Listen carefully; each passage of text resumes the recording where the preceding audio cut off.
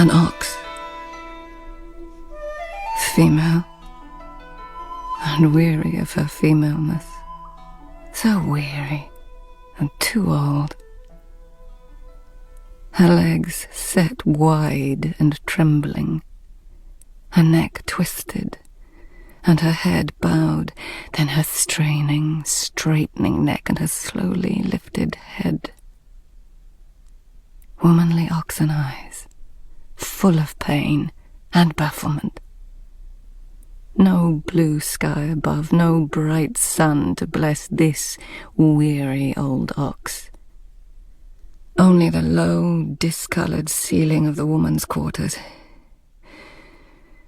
And in a corner, a stain of damp in the shape of an ox's head.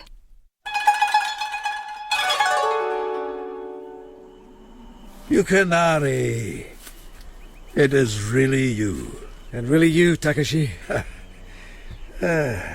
Although you've changed. Well, you too, my friend. Oh, my friend, time does that. Time does indeed. She's merciless. But at least she's left you with your smile unchanged. Well, yours is the same too. Cautious, evaluating. Well, there's a word. Oh, I've learned many. I've even learned to read. Your smile is the same, but your eyes are older. Are mine? Much older. How long has it been? No, oh, don't say it. Enough for time and change. Yukinari. Takashi. And there is mercy. In my beautiful farmhouse here are 5 beautiful flasks of sake. And in my saddlebag are several more. That is beyond mercy. It is blessing. It's not an easy life, Yukinari. It's hard work. And it's a small life, of course. But I'm at peace with it now. Almost. Almost content. For a long time. You are not at peace. Did I tell you I learned to read? Yes. That was my wife's doing. She was much cleverer than me. She was lovely and witty. And she won every time we played Go.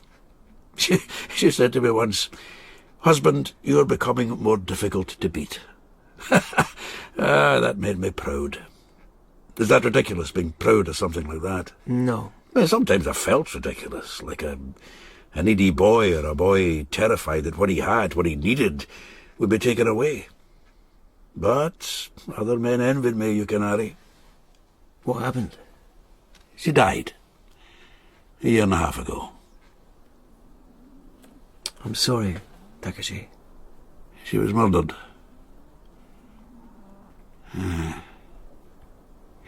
I have 2 oxen and a fine cart. I grow rice and corn and sometimes other things.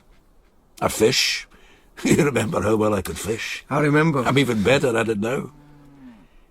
Then I take my rice and my corn and my fish and my other things in my cart up to the mansion house. The master and his wife buy from me. People in the village buy too. It's hard work and a small life. But you're content. Almost. And you, my friend, my policeman friend, you're what now, a lieutenant, is it? Yes. Lieutenant Yukinari of the Imperial Police. Your evaluating has taken you far.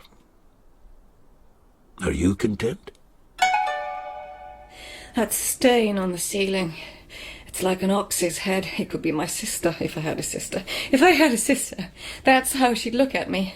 Sad, baffled. Shonagon, it's not like you to ramble like this. It's not like me to grunt and sweat like a peasant either. Lady Shonagon, the gentleman will say. She moans like an ox.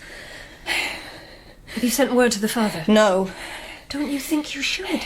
This has begun a month too soon. You'll come running like one of the Empress' finest horses. His Majesty's horses are thoroughbreds. They are of noble lineage. Their dams and sires can be recited for many generations back. When they run, their nobility is clear. Still, he would come running. I know that, Sei Shonagon. And if I knew he was here, I might rise up out of this sweaty bed, and if I lay eyes on him, I might lay hands on him. I might kill him. No, I'll never marry again. Well, unless it's some kind of miracle. Well, they're rare things, miracles. But they do happen. Yes, when the gods are in a playful mood. Coincidences happen. My wife was murdered. So was yours. I'm not sure that's coincidence, Takashi. Calamity, yes. And that's common enough. Yours was killed by Inakichi, the bandit king. There was nothing kingly about him. He was just a bandit. He was a murderer, a rapist, a thief and a madman. He disappeared, so I'm told. One story is a demon stole him away to lead some kind of hellish army. That's only a story. Another is a dragon killed him. He was trying to steal its treasure. It wasn't a dragon. I killed him. Well, you don't have to look so appalled. I don't make a habit of killing people, even monsters like Inokichi. It's not that. And what then? What?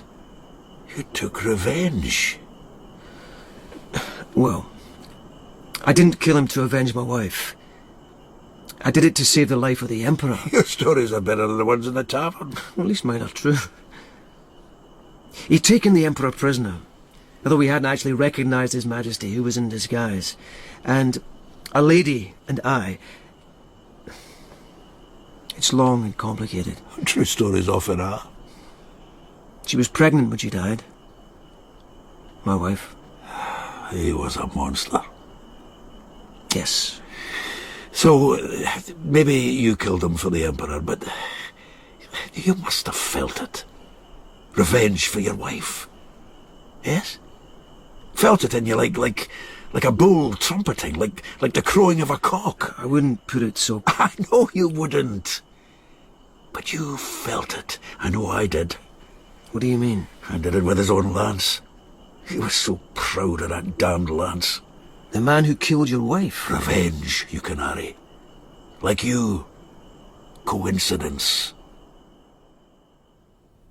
The father. You said that as if you know who he is. And you responded as if I'm right. I suppose all the palace ladies have guessed. Of course not. By no means all of them.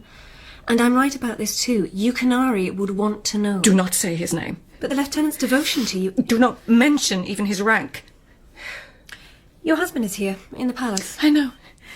He sent me 7 letters in the last 7 hours. That shows his devotion. It shows his understanding of proper gentlemanly behaviour. His devotion is to his beloved friend, Insuma.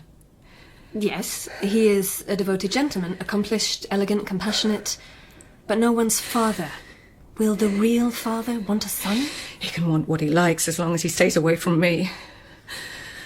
What about you? I want to drink fruit juice with my Empress and talk about poetry and music. But a boy or a girl? Talk about gowns and fans and paper flowers for my hair. I say some women know. As soon as they know they're pregnant, they know what it will be. I know what it is. I know what my it is. Really? Yes. It's a dragon. She used to say she loved all of us. Everyone at the same. Everyone, utterly. Of course. Oh, Takashi. Oh, we have to stop drinking. Oh, no. We should eat something. Yes. Rice and fish and a leg of chicken each. Then we'll go up Devil's Hill. Food? Yes. Then Devil's Hill.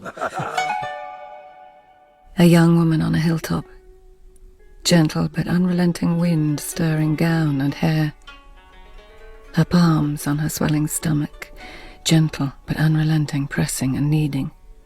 The moon, gigantic, yellow, unrelenting, strange. A moon grown devilish. A young woman on a hilltop praying.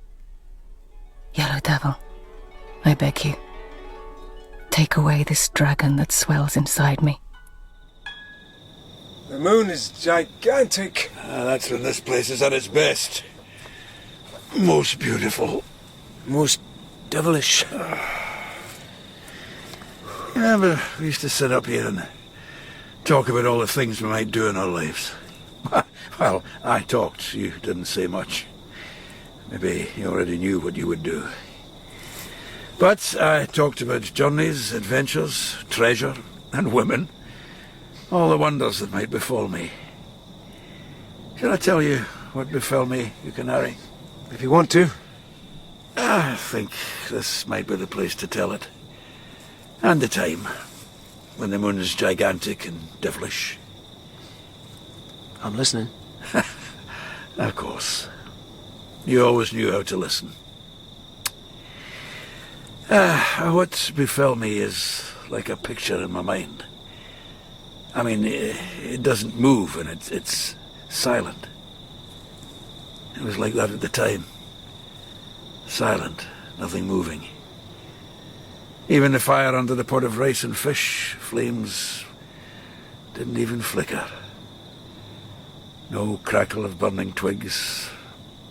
Silent. The stones of last night's unfinished game of Go still on the board, motionless as pebbles in a desert. My wife's 2 songbirds in their hanging cage.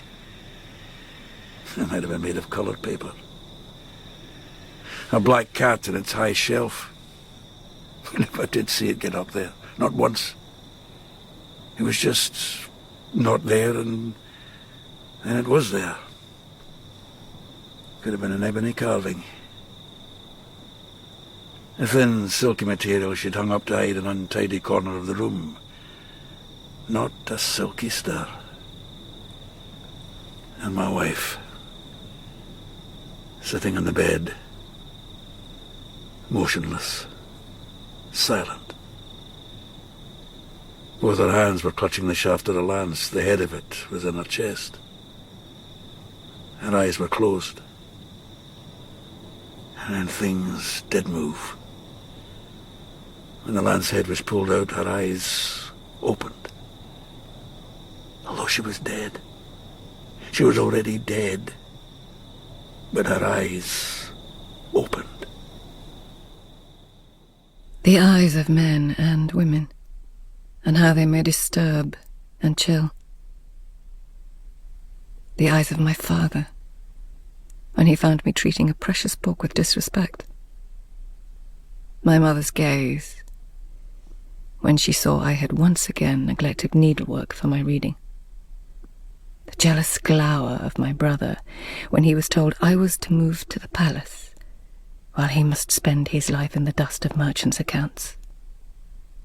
The knowing and gentle and welcoming eyes of my Empress, how could I be worthy of such welcoming love? The cold, appraising, uncaring glance of a gentleman I passed in a corridor and never saw again. The anger, deep, contemptuous loathing in another gentleman's eyes when he realized how unpleasing his caress was to me. Yukinari's eyes, when he learned I was carrying his child. Shock at first, and then puzzlement, and then doubt, and finally joy. The joy in his eyes. Disturbing, chilling.